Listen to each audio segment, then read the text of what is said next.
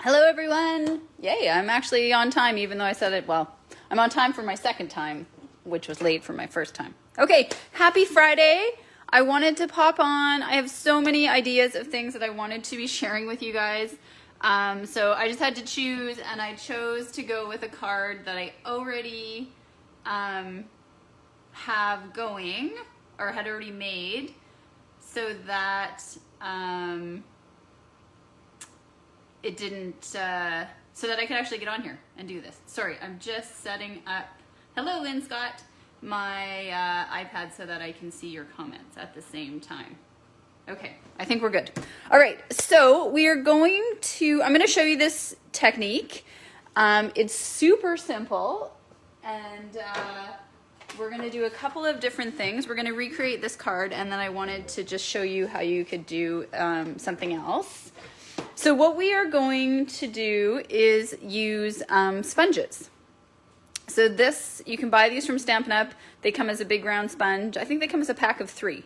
And then you just cut them up. And lots of demos put little, they staple cardstock so that they know which color they've used. Me, I'm a bit more loosey-goosey. I kind of just think, oh, that's purple, okay, and I'll use any color of purple. And you can also, hello Lynn Mott, wash them so it's not the end of the world. But these two are fresh. I did create them just for this project. So we're gonna just carry on with that. Okay, so if you follow along in my posts, you know that I was designing some cards for a client.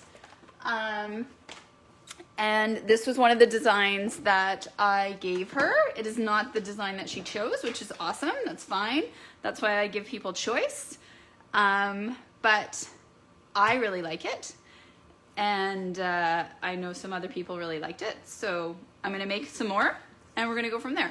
So I'm just gonna turn this over because this is gonna get a bit messy, so apologizing for my super messy grid paper. I should see if I have a sort of clean one. This guy's sort of clean.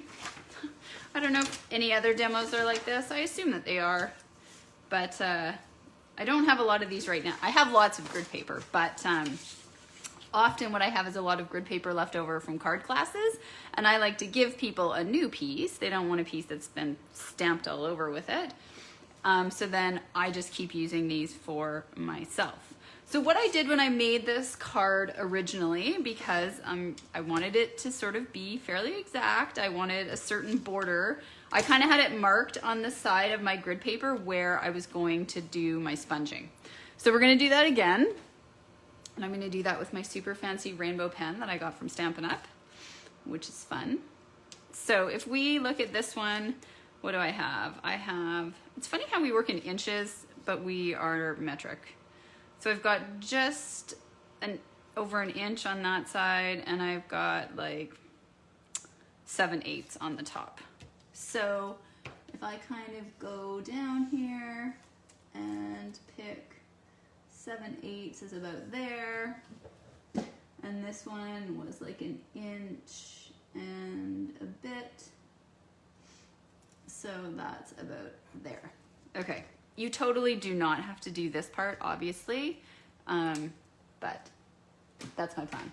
So I did the sponging first and the stamping after. So because this one is straight across, it's a straight edge, I just grabbed a scrap piece of paper. So this is even, like, this is, you know, Michael's, I don't know, craft store, DSP, or not even, just pattern paper that I had kicking around, but it makes a good straight edge. And so I had a purple side and I had a Coastal Cabana side. So I'm just going to put it down and use that as an edge. And I'm gonna go roughly halfway up. The key thing to remember when you're doing this kind of technique is that you can always add more color, but you cannot take it away. So you want to always sponge lightly and then add more if you want it to be deeper, darker, but otherwise, once you've gone dark, you can't go back from that. You can turn your paper over as long as you're using Stampin' Up's Whisper White because it's of excellent quality. So I'm going to squeeze the stamp pad a little bit because I want some ink in the lid. Okay, You don't necessarily have to do that because obviously I didn't do it when I made the first card because there's no ink in that lid. You can just put your sponge right onto your ink pad. Either way will work. But now I've got a bit of ink there, and then I'm just going to do that so it doesn't sort of pop open. Okay, so we're gonna take our sponge and I'm just going to get some of this ink. And then usually I kind of go over here to sort of see how dark it is. And then you're just going to, and it's more of a rubbing or a circular motion than it is a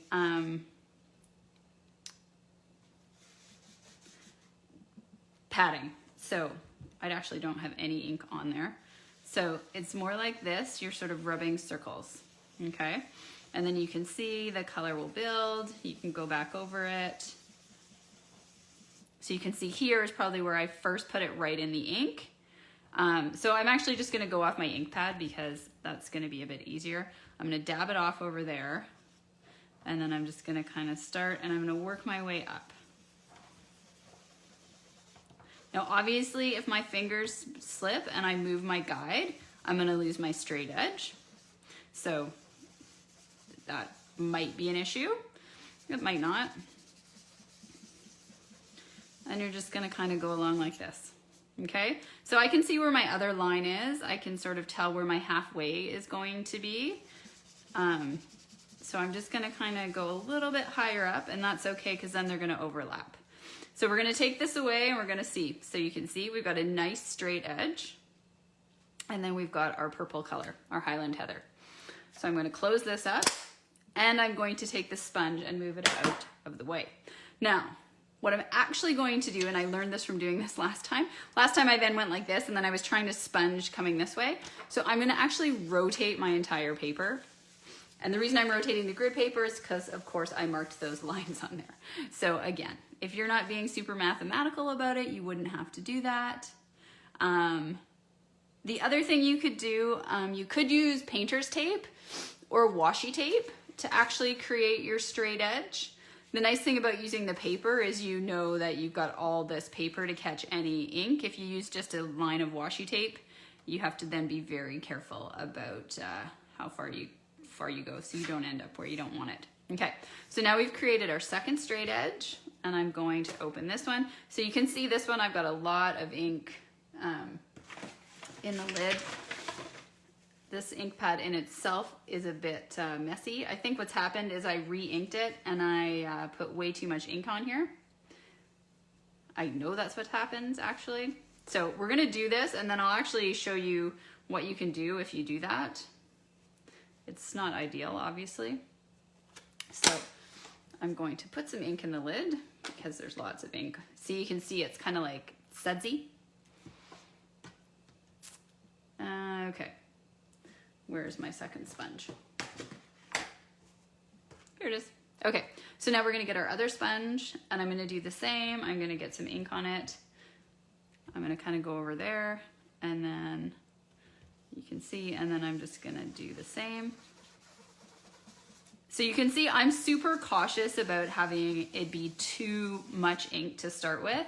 I would rather just keep adding and layering it on. Takes a bit longer that way, but if you're at all nervous about what you might end up with, and then I can sort of tell when I'm not really putting enough ink. So you can see, you just kind of keep going along, and I'm gonna kind of go right down into where the purple is. And you can see here we're getting this really pretty effect from where the two colors are meeting.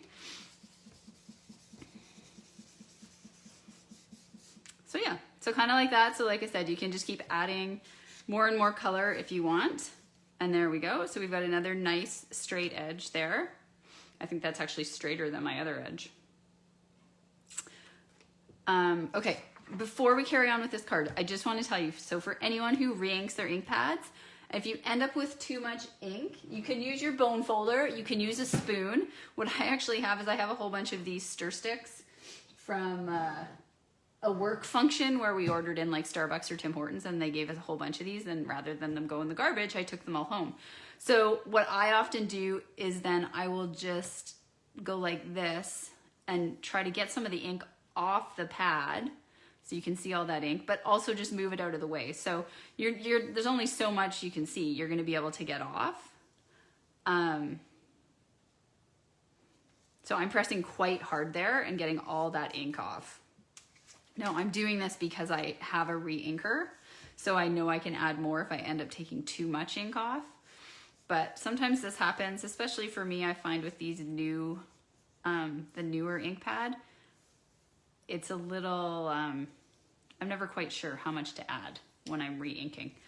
And what I find is if you add too much, it's a bit of a mess, as you can see. Okay, so there is a little tip for you.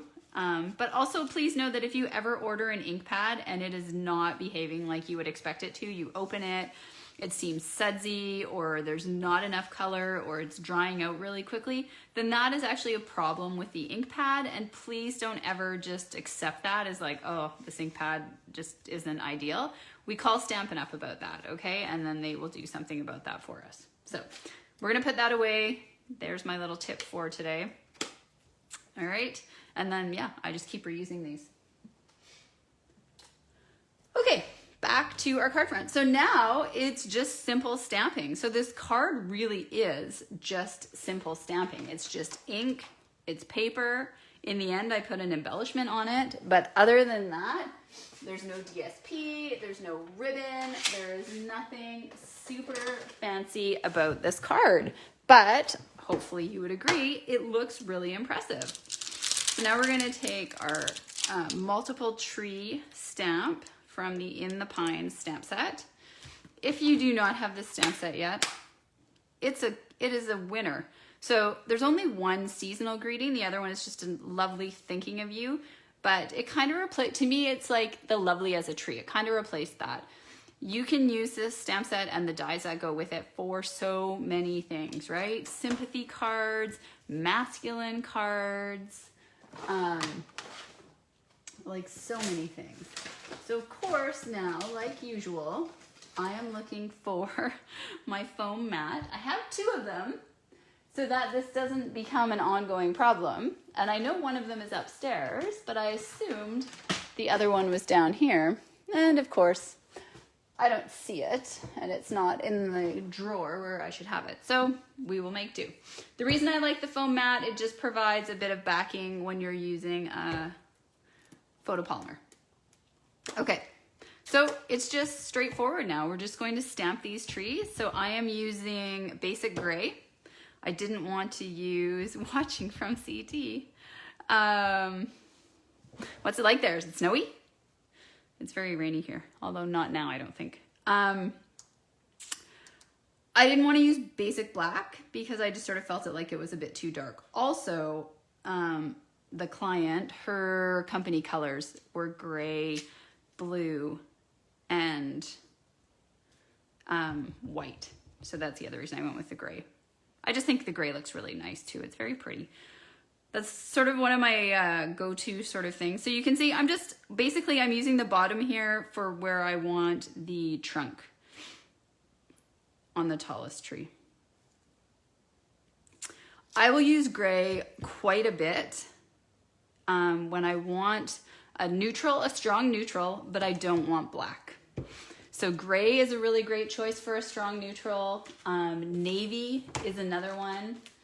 Early espresso, so it really just depends what your color combos are for your card, which of those would be your best option. But I often go with gray, and of course we have multiple shades. We have the basic gray, we have smoky slate, now we have the gray granite. So you have three different tones of gray that you can use. Okay. And then we're just gonna do our greeting, and we're gonna pop up some of those adhesive backed snowflakes, and we're done. Good morning, Darlene. We've got a few people on here this morning. That's awesome, or afternoon, depending on which time zone you are in. I am in Pacific Standard Time, so it is 12:01 for me now. Okay, so we're gonna do the greeting. Again, just sort of lining that up with our straight edge. And voila. So, like I said, simple stamping. just with a fun technique. You can see the difference even. I'm liking my second card actually better than the first one. So I think if you wanted to give this technique a try, and let's say you had 10 or 15 cards you wanted to make, I feel like each card will be a little bit different, which is fabulous. Also, you will just start to get more and more comfortable with the technique. And I think as you go along, you will find that you are happier and happier with the end result. So I'm already happier with this card than I am with this one. And that's just me getting more comfortable. I think it's also too because I cleaned up that ink pad a little bit. Sorry, I'm just looking for my adhesive back snowflakes, which of course I can't find. Which is interesting because I haven't used them for any other project. Okay, well we might, oh here we are. Okay, so here's the adhesive back snowflakes. Again, if you don't have these, they're pretty awesome. I have the sequins as well that you have to put, that you need to use glue. So these come in these two, I don't know if you can see, really pretty shades. So this is all sort of pink tones, pink purpley tones, and then this is sort of these multicolored blue. So on this card, I did a bit of both. Hi, Dorothy. So I think we'll do the same here. So I really like these sort of pink purpley tones, given that we've used a lot of that in the card. And then this one's a bit more white, so I'm gonna actually put that one over here. So these are quite fun, these snowflakes. Of course, I'm using my Take a Pick tool here to lift them off. I use this tool so much now. I don't know who does or doesn't have one of these. I included it recently. I did a prize where you got to, the winner got a little pack of all the things that are like my go-to favorites. And this was one of the things that they got in it, was the Take a Pick tool. I use it for things like this. I use the putty end for sequins. I use it for taking other adhesives off. Like, you just can't go wrong. Okay, so there we go. So I'm not gonna go through all the steps of putting the full card together. I backed it here with a layer of Highland Heather, and then I put it on a smoky slate background. So this piece, in case you're wondering, I cut at 3 3/4 by 5. And then our next layer is our 5 1/4 by 4, our standard sort of matte layer, and then our full-size cardstock, okay? What I wanted to show you before we finish for today, so this was us doing the sponging using a piece of paper and getting a straight edge. But what we can also do is we can sponge a punch or a die. So what I've done in this case is I have used the heart, one of our heart punches. And I've punched it out again on a scrap piece of paper. And now I'm gonna sponge a heart onto this cardstock. Now this might look interesting, so we're just trying this. You might wanna stick to white cardstock. This is a piece of one of the DSPs in the Tasteful, no, what's it? Sorry, just trying to, it's In Good Taste Designer Series paper. And I used this recently for my Remembrance Day card, and you can see the other side. But I wanted to see what this was gonna look like. So what I am doing here, so we've got a heart, okay? And basically my anniversary is coming up, and my husband and I, we don't really make a big deal of it. We don't generally, we maybe give each other a card, and we may or may not, well, we won't go out for dinner because, you know, COVID. But we might try to do adult dinner at home and let kiddo just go read in his room while we have dinner. So you can see this sponge already has red on it, and you can see I've gotten a bit, I've used both sides of this sponge. So I don't know if I would necessarily recommend that. This is nice because you can hold it. So now I'm gonna have to kind of hold it like this. But I'm gonna use it anyway. So we're gonna do red. This might actually be cherry cobbler. So we'll use that for the cherry cobbler. And then I will get another one. Do I have one cut? Maybe this one to use for the red. I think that's purple. But it really doesn't matter. And so you could do a punch, or you could do like if you did your die cuts and you did a circle. So I'm gonna do the lighter color first. I'm gonna use the red. And then we're gonna do the cherry cobbler after. And so this is just an example of not doing a straight edge, but doing a shape. Again, so you can see what happens. You have to make sure you hold your paper tight. You could tape it down. You could probably even use your Stamparatus magnets if you wanted. So again, oh, so you can see, it's not really gonna matter, but over here I touched it with my inky hand, okay? Oh, I see what I did, I rubbed too far, ha ha. Okay, so note to self, I got crazy, and then I rubbed it out that side. Okay, so that is the real red, and now I'm just gonna do the cherry cobbler below it. And then now obviously I'm gonna have to get creative where I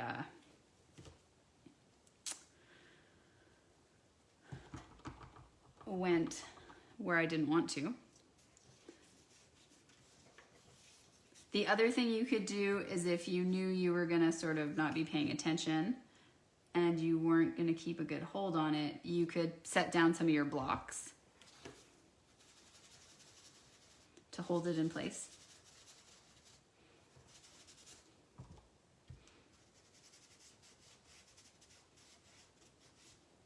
So I'm just trying to get some pretty shading here to this heart. And then I'm actually gonna come back in with the red.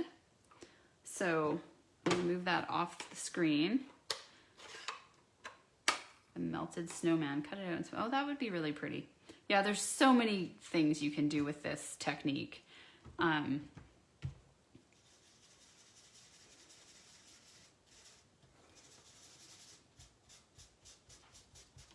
Okay, so you can sort of see we've got some different shading, and I'm gonna take this away. And then look, we've got like a perfect heart.